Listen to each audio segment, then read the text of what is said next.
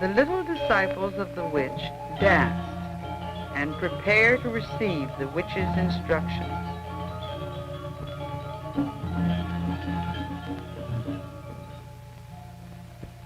This is the witch in her full supernatural paraphernalia: hairy legs, pendulous breasts, long fingernails, but without the mask that will turn her into a supernatural figure.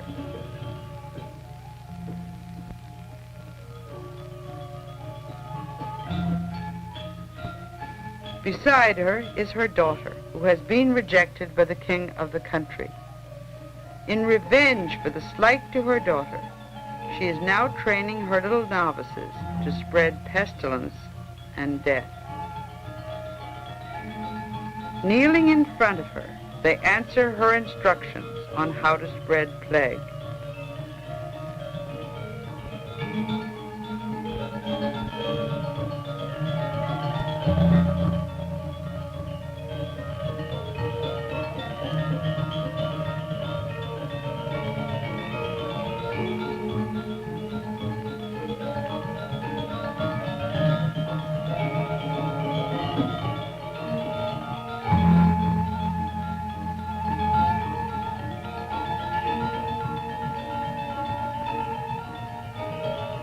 They go off, and the next scene shows a pregnant woman among a group of people who have fled their plague-stricken village to wander the roads. This is a birth scene where the pregnant woman, played by a man, gives birth to a child while witches lurk about to steal the newborn child.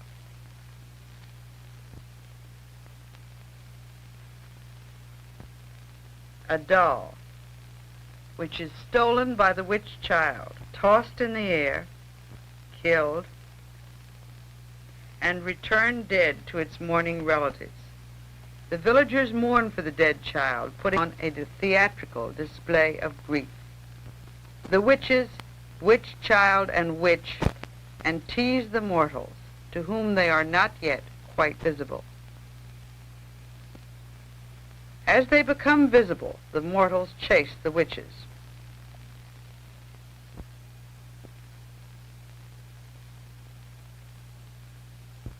The witch child is caught and held by the hair, a demeaning gesture. In just a minute now, you will see the witch, in her supernatural form, at the gate of the temple, attacked by the emissary of the king, who fails to conquer her. She wears over her face a white cloth, the cloth in which a mother carries her baby. And now, coming down the temple steps, the witch dances alone, a figure both frightening and representative of fear itself.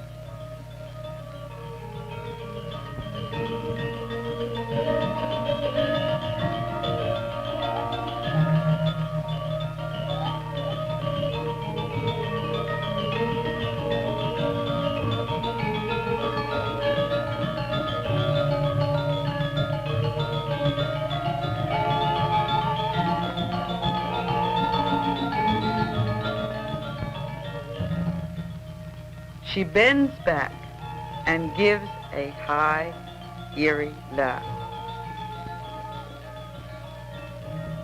These are the frightening witches into which the beautiful little girls of the ballet have been transformed.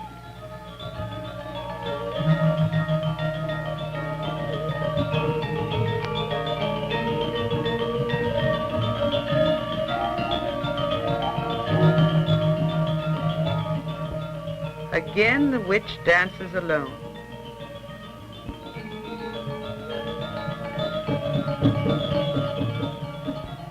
And here is the dragon arrived to confront her. As she represents death, he represents life. And they have a long altercation in ancient ecclesiastical Javanese, while she holds him by his beard and scolds him. These are the dragon's followers, falling to the ground at the glance of the witch. Up again when she turns her back, down again when she looks at them. She trips through their ranks, runs away, and as her back is turned, up they get again. Rush to the attack, but as she turns, her glance forces them back, back, back, back. And she stands and laughs at them, laughs, and then turns away, indifferent. This is slow motion. Followers of the dragon advance, their krises raised in the air, ready for the attack.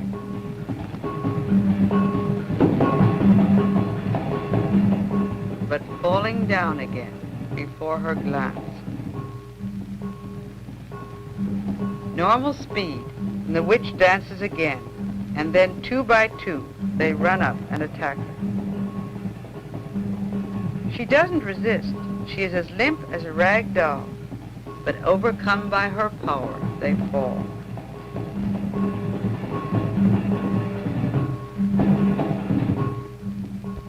And lie in deep trance on the ground.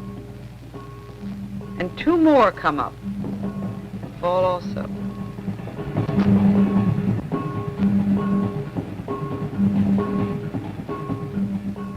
Members of the Trance Club come and arrange them on the ground, while another pair attack the witch.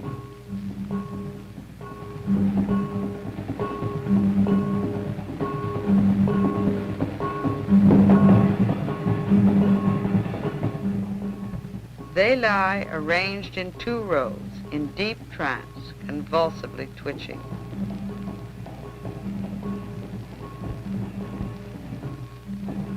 And the dragon comes back to revive them, walking between the rows, followed by his priest, who sprinkles the holy water over them. Revived, they go off stage, not out of trance, but in a somnambulistic state, in which they come back in, dancing.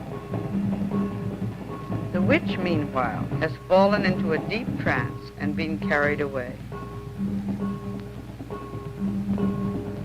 The dance in slow motion.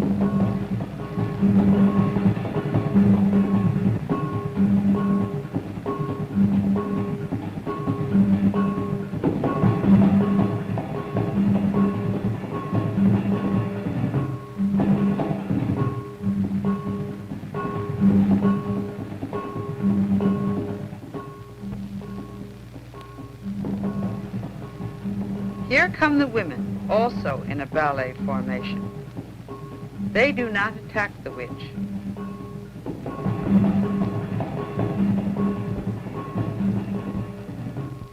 But at a scream given by one of their number, they suddenly go into trance seizures, and with loosened hair, turn the krises against their breasts.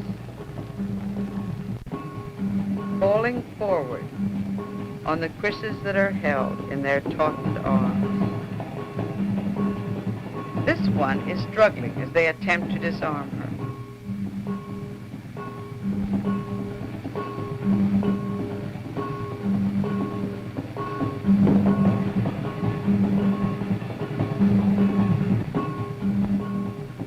In the background, you see the men, also in trance seizures. And here in slow motion, you see the women.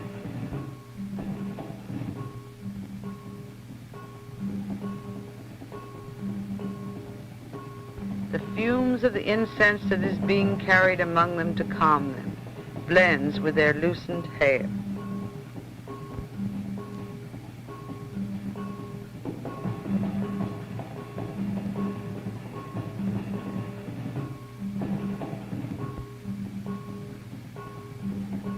This old woman had said that she would not go into trance, but when the others began to turn their krises against themselves, she joined them.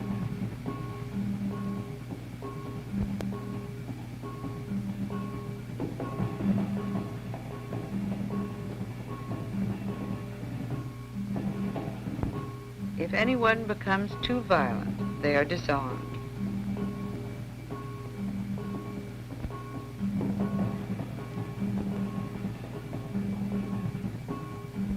There are frequent periods like this of slow turning and waiting. Then someone gives a violent scream, and they again turn their krises on themselves. The priest of the dragon moves among them, sprinkling holy water. Now, at normal speed, you see the men bending their krises back against themselves, and, unlike the women, often falling to the ground. See how that kris is bent? No one is hurt. If anyone is hurt, the people say the trance is not real.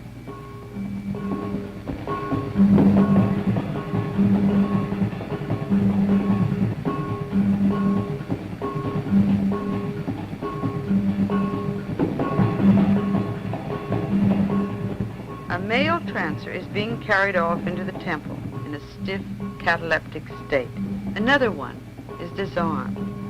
A third puts his head into the dragon's mouth, and the dragon holds him by the hair to calm him.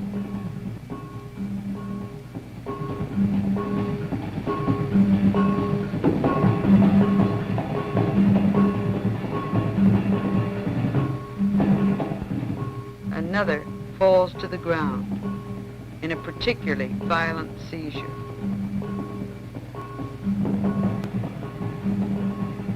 Another trancer is being carried off into the temple court.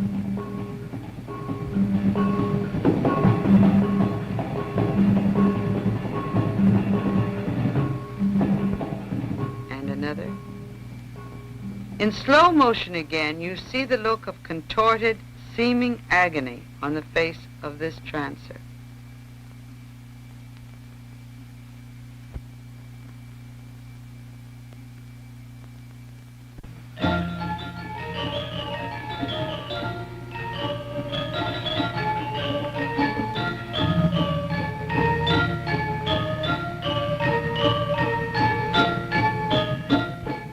Inside the temple courtyard, the people arrange the trancers in groups to be brought out of trance.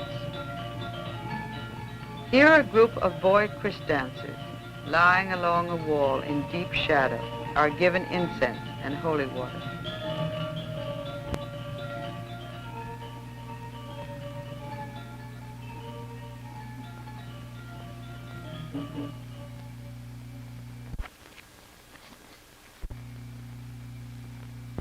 They pat the holy water on their chests and hair. This is the old woman who said she wouldn't go into trance today, lying now in deep trance, supported by her husband. And another woman is being brought back to herself by having her hair done up. This one is still in deep trance, and children with anxious faces watch from the background.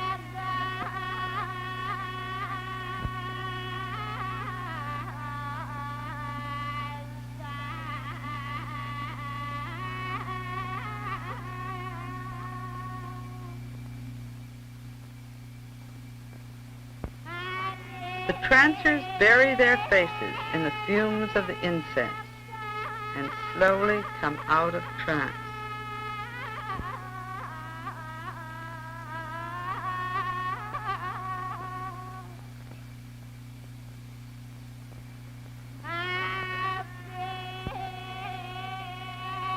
Here is the old woman again, unwilling to come back to herself, remembering her dances.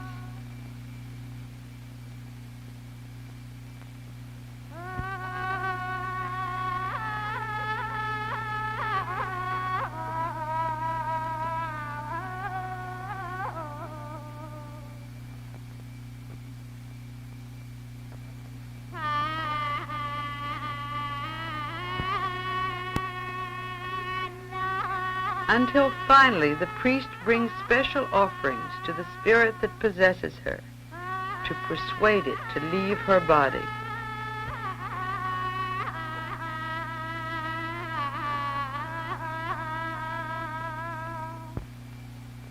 The priest lays his offerings of flowers and rice on the ground.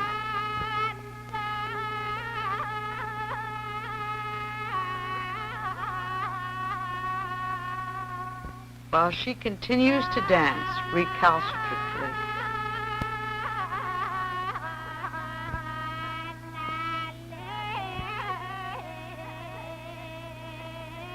At last, she holds out her hands for the holy water as a sign that she is willing to come out of trance. A dog comes and eats the offerings that have been presented to the spirit.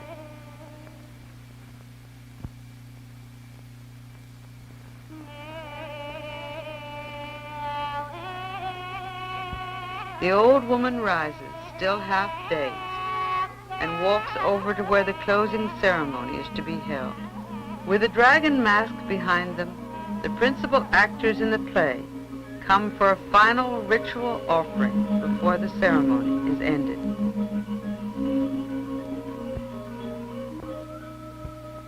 A chicken is brought, which is to be offered by the priest of the dragon.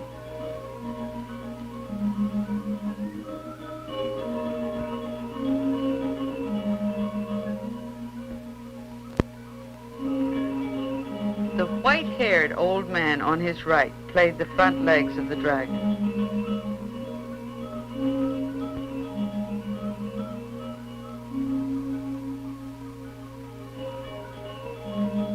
The chicken is offered.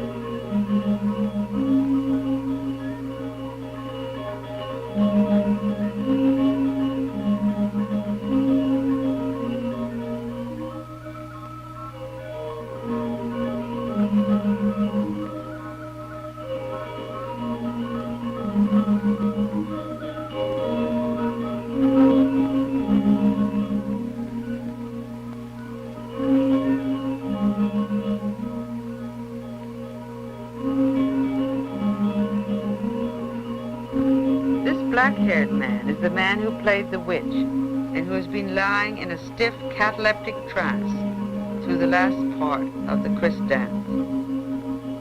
He sits among the offerings, not yet quite out of trance. Breathes in the incense, takes the holy water, and sprinkles the old man who played the front legs of the dragon.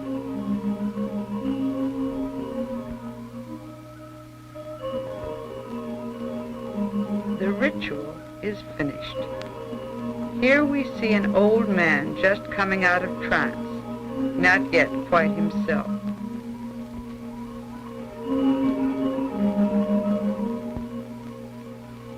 The play is over, but it will be given again and again as the Balinese reenact the struggle between fear and death on the one hand and life-protecting ritual on the other.